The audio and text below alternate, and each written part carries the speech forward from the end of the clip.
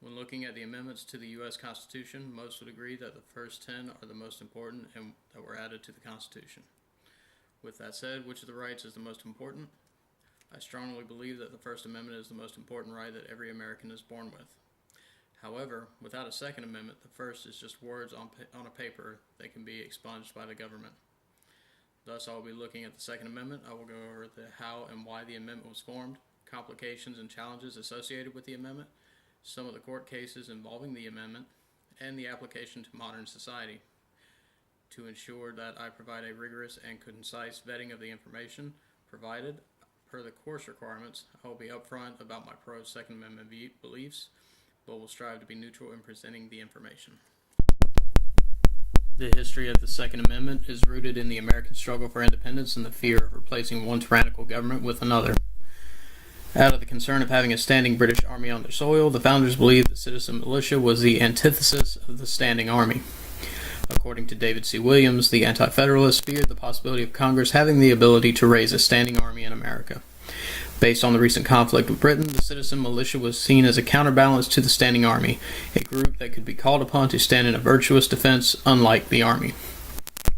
Since the United States is a federation of individual states, the idea of a state being able to call up a militia is not necessarily counter to the standing army that Congress could create, but was, as with many actions taken by the founders, a check and balance between the individual states and the newly created federal government.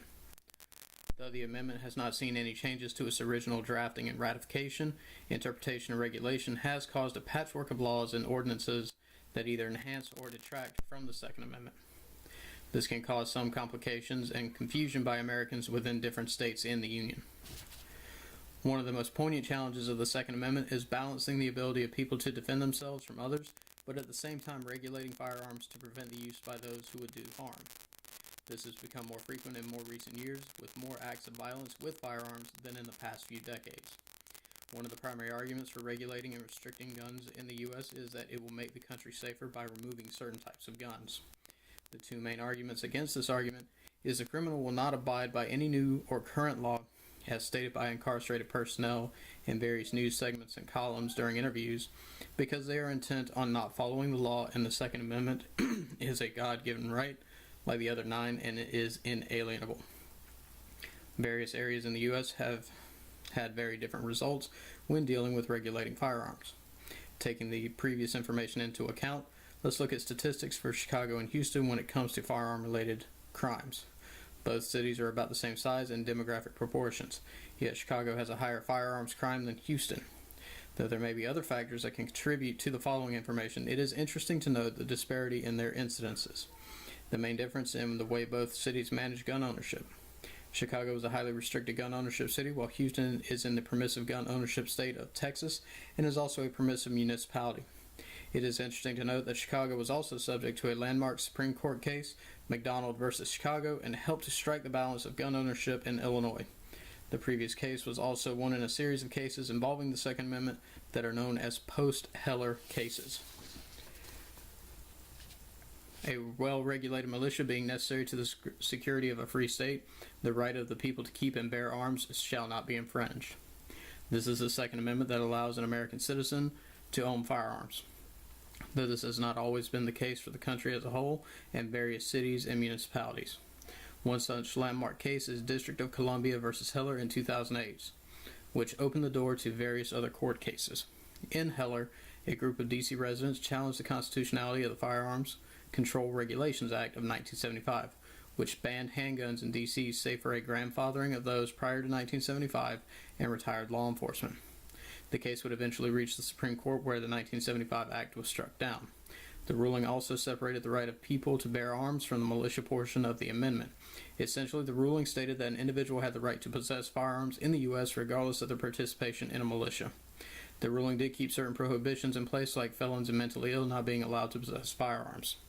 The Supreme Court heard following Heller the case of McDonald versus Chicago 2 years later. The case had a similar premise of Heller in that Chicago resident who wished to purchase a handgun for self-defense was unable to due to Chicago not granting permits. The ruling found the application of the Second Amendment fell under the Due Process Clause of the 14th Amendment and applied to the states. The ruling in McDonald cleared up the Heller ruling, with the courts establishing a full right to bear arms by citizens of the U.S. with minimal restrictions. These cases are extremely important for U.S. citizens due to the recent history that has seen authoritarian regimes take control.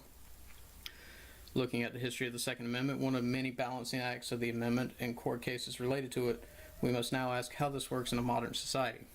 If we look at recent history, during the 1900s, we can see a need for firearms in the U.S. Looking at the big three autocracies that emerged in the world during this time, Nazi Germany, Soviet Russia, and Communist China.